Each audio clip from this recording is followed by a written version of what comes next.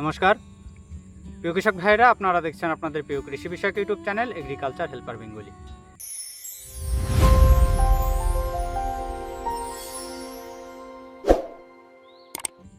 প্রিয় কৃষক ভাইরা, আজ আমরা এই ভিডিওতে আলোচনা করব ধান চাষের, বিশেষ করে আমন মরশুমে ধান চাষের মূল সার ব্যবস্থা, বা আমরা বলতে পারি যে বেসাল সার ব্যবস্থা। এই যে সার ব্যবস্থা বা আমরা বলছি গাছের খাবার ব্যবস্থা, এগুলো আমাদের একদম প্রথম থেকে শুরু করে একদম শেষ পর্যন্ত প্রতিটি ধাপে ধাপে সময়ে মেনটেন করে বা সময়কে গুরুত্ব দিয়ে আমাদের কিন্তু সঠিকভাবে ব্যবহার করতে হবে। একটি ধাপ যদি আপনি মিস করেন তাহলে কিন্তু আপনার ফলনে ঘাটতি আসবে। তাই প্রতিটি ধাপ আমরা খুব যত্ন সহকারে তার নির্দিষ্ট পরিমাণে ব্যবহার করার চেষ্টা করব। তাহলে আজ আমাদের এই ভিডিওতে যেটা মূল থাকছে সেটা হচ্ছে আমরা একদম প্রথমে ধানের জমির মাটিটা কিভাবে তৈরি করব এবং সেখানে কি ধরনের সার ব্যবস্থা আমরা রাখব। সবার প্রথমে বলি, আমরা যদি এই যে মূল সার বা মূল কাদা তৈরি করার সময় আমরা সেখানে 5 থেকে 7 দিন জমিটাকে সময় নিই, অর্থাৎ যখন আমরা ধানের জমিতে চারাটা বসাবো তার ঠিক 5 থেকে 7 দিন আগে এই জমিটা যদি আমাদের নিজেদের কন্ট্রোলের মধ্যে রাখতে পারি, অর্থাৎ কন্ট্রোলের মধ্যে বলতে আমরা বলছি যে এই জমিটাকে আমাদের নিজেদের মতো করে আমরা তৈরি করব। সেক্ষেত্রে আমরা কি করব, সবার প্রথম যেটা করব সেটা হচ্ছে জৈব সার আমাদের জমিতে ব্যবহার করব। সেটা আপনার যে কোনো জৈব সার হতে পারে, গোবরের সার হতে পারে, পোলট্রি লিটার হতে পারে, ভার্মি কম্পোস্ট হতে পারে, ফার্মইয়ার্ড ম্যানুয়াল হতে পারে, সিটি কম্পোস্ট হতে পারে, বা আপনি আপনার বাড়িতে যে কোনো পাতা পচা এক জায়গায় ভুর করে রেখেছেন, পাতাগুলো পচেছে, সেই সার আপনি আপনার জমিতে দিয়ে দিন। অর্থাৎ আমরা যেটা মেন চাইছি সেটা হচ্ছে জৈব সার দিয়ে আপনি জমিটাকে ভালো মতো চাষ দিয়ে জমিটা কাদা করে আপনি রেখে দিন, 5 থেকে 7 দিন রেখে দিন।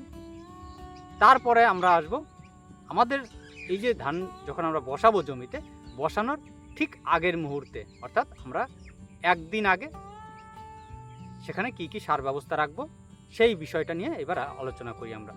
তো একটা কথা আমাদের অবশ্যই মাথায় রাখতে হবে, সেটা হচ্ছে কি রাসায়নিকের পাশাপাশি জৈবটা কিন্তু খুবই গুরুত্বপূর্ণ।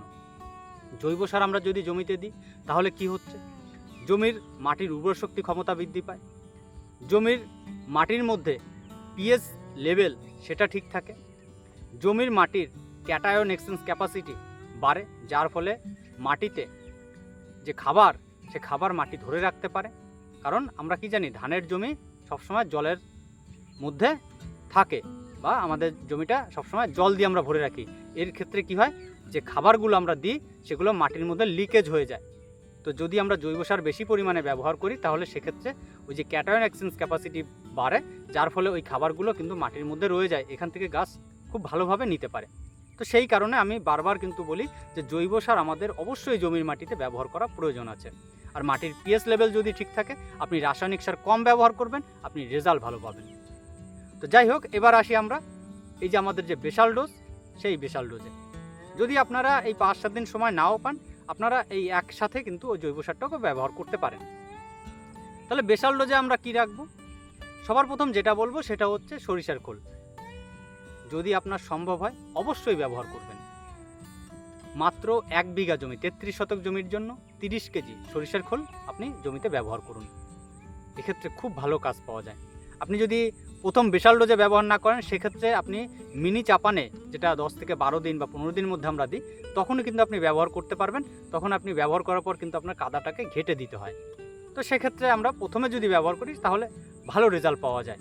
এই সরিষা খোল ব্যবহার করলে গাছের যে শিকড়, প্রথম অবস্থা আমরা যখন জমিতে বসাই ধান গাছটা, সে শিকড়গুলো খুব তাড়াতাড়ি বিস্তার লাভ করে এবং মাটিটা উর্বর হয় ভালো। তো আমরা অবশ্যই 33 শতক জমি, অর্থাৎ 1 বিঘা জমির জন্য আমরা 30 কেজি পরিমাণে আমরা সরিষার খোল ব্যবহার করি। এবার তাহলে আমরা রাসায়নিক সার কি রাখবো, রাসায়নিক সারের আমরা মোটামুটি 3টে কম্বিনেশন তৈরি করব। এবং প্রথম যে কম্বিনেশনটা বলবো সেটা হচ্ছে আমার বেস্ট, মানে আমি সবথেকে বেশি পছন্দ করি, সেটা হচ্ছে কি, সেটা হচ্ছে 10-26-26 এনপিকে এবং সঙ্গে এসএসপি। এখানে এই যে হিসাবটা, আমরা হিসাবটাও একটা ক্লিয়ার করে দিই, তাহলে বুঝতে সুবিধা হবে। আমাদের ধান চাষে যে সার ব্যবস্থাটা আমরা রাখি, টোটাল ধান চাষের ক্ষেত্রে যে সার ব্যবস্থাটা রাখা হয় কৃষি গবেষকদের মত অনুসারে, সেটা হচ্ছে কি 2:1:1। অর্থাৎ মোটামুটি আমরা যদি আপনার যে রিসার্চ ভ্যারাইটি চাষ করি, তাহলে সেক্ষেত্রে আমাদের 8 থেকে 9 কেজি আপনার ফসফরাস এবং তার পাশাপাশি 8 থেকে 9 কেজি পটাশিয়াম এবং ঠিক তার ডবল অর্থাৎ মোটামুটি 15 থেকে 18 কেজি পরিমাণ আমাদের নাইট্রোজেনের প্রয়োজন পড়ে।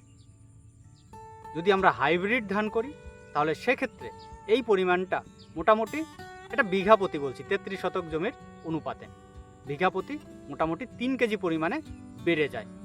অর্থাৎ সেখানে 9 থেকে দাঁড়ায় 11 থেকে 12 ফসফরাস এবং পটাশিয়াম, এবং আপনার যেটা নাইট্রোজেন সেটা মোটামুটি 18 থেকে 24 কেজির মধ্যে দাঁড়ায়।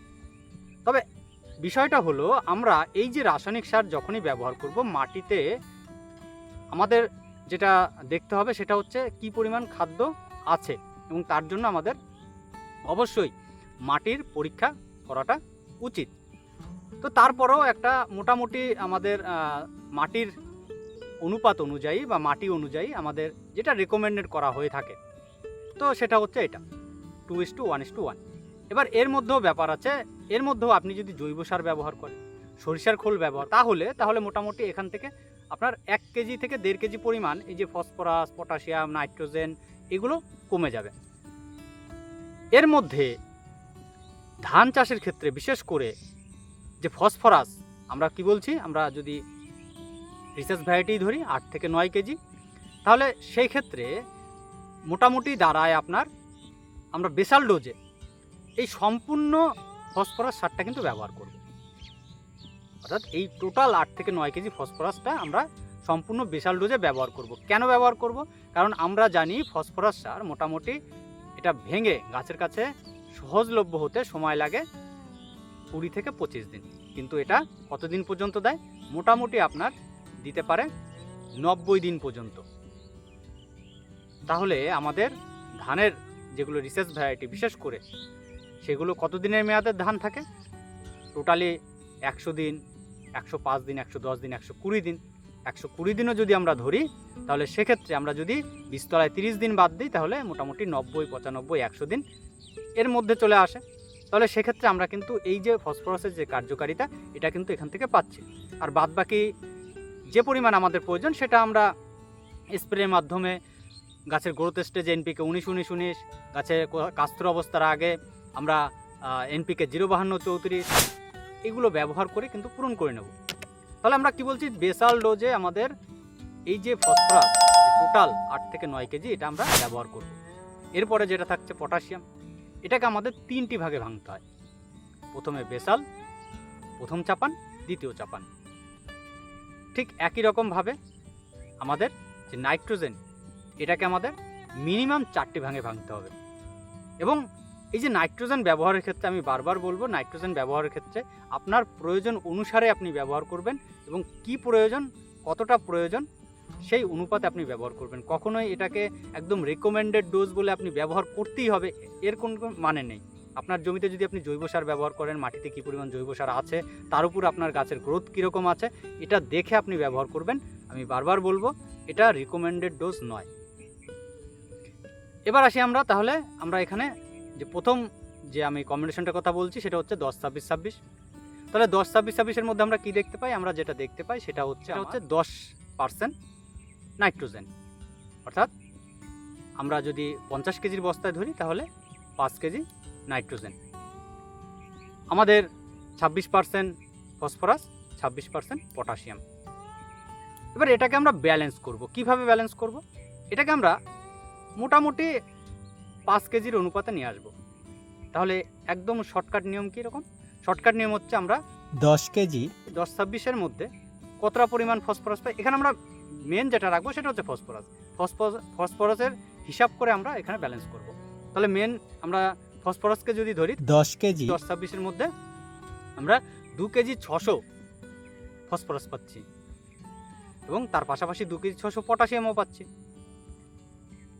এখানে যদি আমরা 20 কেজি 10-26-26 ব্যবহার করি তাহলে দেখুন 5 কেজি 200 মতো কিন্তু আমাদের ফসফরাস চলে আসছে এবং আমাদের এখানে 5 কেজি 200 মতো কিন্তু পটাশিয়ামও পাচ্ছি এবং নাইট্রোজেন কতটা পাচ্ছি, নাইট্রোজেন মোটামুটি আমরা কেজি মতো। এখানে তাহলে ফসফরাস আমরা কি বলছি যে 8 থেকে 9 কেজি আমরা পূর্ণ করব। আমরা যদি 9 কেজির হিসাবে ধরি তাহলে আমাদের 4 কেজি বাকি থাকে। তাহলে এবার আমরা যেটা ব্যবহার করব সেটা হচ্ছে এসএসপি, সিঙ্গেল সুপার ফসফেট। এই সিঙ্গেল সুপার ফসফেটের মধ্যে আমরা কি জানি 16% ফসফরাস আছে। তাহলে আমরা এই 16% যদি ফসফরাস পাই তাহলে সেক্ষেত্রে আমরা যদি 25 কেজি এসএসপি সার ব্যবহার করি তাহলে সেক্ষেত্রে আমাদের ওই 4 কেজির ঘাটতিটা পূর্ণ হয়ে যাবে। এবং তার পাশাপাশি এই এসএসপির মধ্যে আমরা 25 কেজি যদি এসএসপি ব্যবহার করি তাহলে সেক্ষেত্রে আমরা কি দেখেছি যে এসএসপির 100 কেজি এসএসপির মধ্যে মোটামুটি আপনার 11 থেকে 12% সালফার এবং 21% মতো ক্যালসিয়াম পাওয়া যায়। তাহলে এই যে যদি এসএসপি ব্যবহার করি তাহলে দেখুন এর এই যে ফসফরাসের পাশাপাশি আমরা আরও কি দেখতে পাচ্ছি যে সালফার এবং ক্যালসিয়াম। তাহলে এই যে 25 কেজি যদি এসএসপি নিই তাহলে তার মধ্যে আমরা কি পাচ্ছি, মোটামুটি 3 কেজি সালফার পেয়ে যাচ্ছি এবং 5 কেজি মতো ক্যালসিয়াম পেয়ে যাচ্ছি।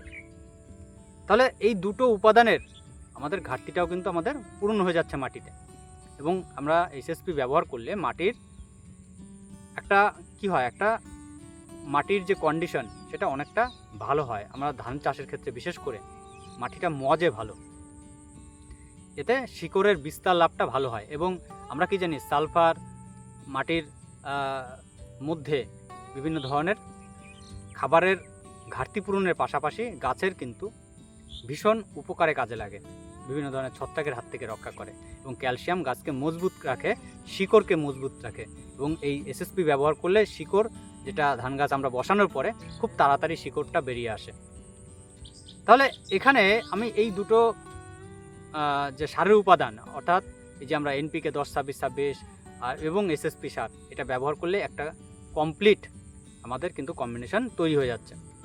এছাড়া কেউ যদি ডিএপি সার দিয়ে করতে চায় তাহলে আমাদের প্রথম দেখতে হবে ডিএপি সারের মধ্যে কী আছে।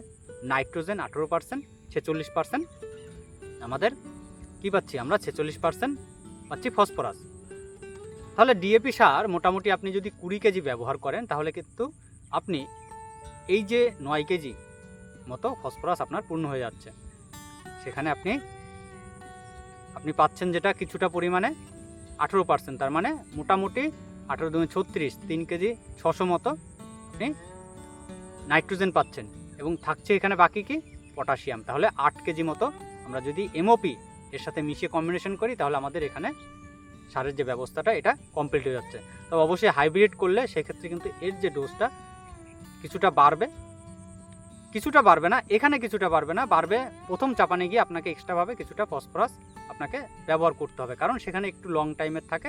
তো সেই কারণে আমাদের সেখানে এক্সট্রাভাবে কিছুটা ফসফরাসকে ব্যবহার করতে হয়। এছাড়া আরেকটা কম্বিনেশন কি, আরেকটা কম্বিনেশন হচ্ছে আমাদের যদি আমরা সিঙ্গেলভাবে কেউ ইউরিয়া, এসএসপি বা আমাদের এমওপি দিয়ে করতে চাই তাহলে সেক্ষেত্রে আমাদের ইউরিয়া 5 কেজি মতো, এসএসপি যদিও বা এর রেকমেন্ডেড ডোজ অনুযায়ী যদি আমাদের করতে হয় তাহলে 56 কেজি মতো নিতে হয়, কিন্তু সেখানে আমরা যদি অতটা বেশি পরিমাণে নিই তাহলে আমাদের সালফার এবং ক্যালসিয়াম অনেকটা বেশি হয়ে যাবে। তাহলে সেক্ষেত্রে মোটামুটি 40 কেজি পরিমাণে নিতে হবে এবং এমওপি আমাদের 8 কেজি পরিমাণে নিতে হবে। এবং বাংলাদেশে যারা কৃষক ভাইরা আছেন তাদের ক্ষেত্রে এসএসপির থেকে তাদের সেখানে টিএসপিটা বেশি পাওয়া যায় এবং টিএসপির মধ্যে কত পার্সেন্ট ফসফরাস আছে, 46%। তাহলে তারা যদি এই ইউরিয়ার পাশাপাশি টিএসপি 20 কেজি পরিমাণে ব্যবহার করেন এবং এমওপি 8 কেজি ব্যবহার করেন তাহলে তাদের কম্বিনেশনটা পূর্ণ হয়ে যাচ্ছে। কিন্তু এই টিএসপির মধ্যে আমাদের ক্যালসিয়াম এবং সালফার কিন্তু নেই, তাহলে সেক্ষেত্রে আপনাকে আলাদাভাবে কিন্তু ক্যালসিয়াম এবং সালফার ব্যবহার করতে হবে। আপনারা যদি ডিএপি দিয়েও কম্বিনেশন করেন তাহলেও সেক্ষেত্রে আলাদাভাবে ক্যালসিয়াম এবং সালফার আপনাদের জমিতে ব্যবহার করতে হবে। তো সেই ক্ষেত্রে আমরা যদি দেখি সব থেকে ভালো কম্বিনেশন যেটা, সেটা হচ্ছে আমাদের এনপিকে 10-26-26 এবং তার সাথে এসএসপি। তো প্রিয় কৃষক ভাইয়েরা, এবার ভিডিওর শেষে একটা কথাই বলবো, আপনারা আমি বারবার এর আগে যে ভিডিওগুলো আমি দিয়েছি মানে বিগত বছরগুলোতে, যে মিনি চাপানে আমরা কি করেছি, হিউমিক অ্যাসিড ব্যবহার করি। তো সেক্ষেত্রে হিউমিক অ্যাসিডকে দুটো ভাগে ভাঙবো। অর্থাৎ আমরা মোটামুটি 1 বিঘা 33 শতক জমিতে যদি আমরা যেখানে 600 ধরতাম, এবছর আমরা কি করব, 1 কেজি পরিমাণে করব। এবার এই 1 কেজিকে দুটো ভাগে 500 করে দুটো ভাগে ভেঙে নেব। এই 500 হিউমিক অ্যাসিড আমরা ব্যবহার করব এই বেসাল ডোজে, এই রাসায়নিক সারের সাথে। তাহলে কি করবে, এই রাসায়নিক সারের যে কার্যকারী ক্ষমতা সেটাকে বাড়িয়ে দেবে, এখান থেকে যে রেজাল্টটা আমরা বেশি পাবো। এবং 500 যেটা বাকি থাকছে আমাদের হিউমিক অ্যাসিড, সেটা আমরা ওই মিনি চাপানে 10 থেকে 12 দিন বা 15 দিনের মধ্যে যে মিনি চাপানটা আমরা ব্যবহার করব সেইখানে আমরা দিয়ে দেবো। তাহলে এই গেল আমাদের টোটাল ধান চাষের বেসাল ডোজ বা প্রধান সার ব্যবস্থা। তো এই কম্বিনেশনে যদি আমরা এই সার ব্যবস্থাটাকে রাখি, তাহলে কিন্তু আমরা খুব ভালো একটা বলবো যে ফলনের আশা করতে পারি পরবর্তী সময়। তবে বারবার বলছি, সেটা আপনি শুধু এই একটা কম্বিনেশন রাখলে হবে না, প্রতিটি ধাপে ধাপে আপনাকে কিন্তু সঠিক পরিমাণে, সঠিক মাত্রায় বা সঠিক সময়ে আপনাকে যে খাবার ব্যবস্থা সেটা কিন্তু রাখতে হবে। এর পরবর্তীতে আমরা আসব ধান গাছ জমিতে বসানোর পর তারপরের থেকে আমাদের কি কি পরিচর্যা করতে হবে, কখন কোনটা ব্যবহার করতে হবে, সেই সকল বিষয়গুলো নিয়ে। তাহলে আজ এই পর্যন্তই রাখছি। ভিডিওটি যদি ভালো লেগে থাকে তাহলে ভিডিওটিকে অবশ্যই লাইক করবেন, ভিডিওটি শেয়ার করবেন, আর কেউ জানা থাকলে অবশ্যই কমেন্ট করে জানাবেন। তাহলে আজ এই পর্যন্ত, দেখা হবে পরবর্তী ভিডিওতে। নমস্কার।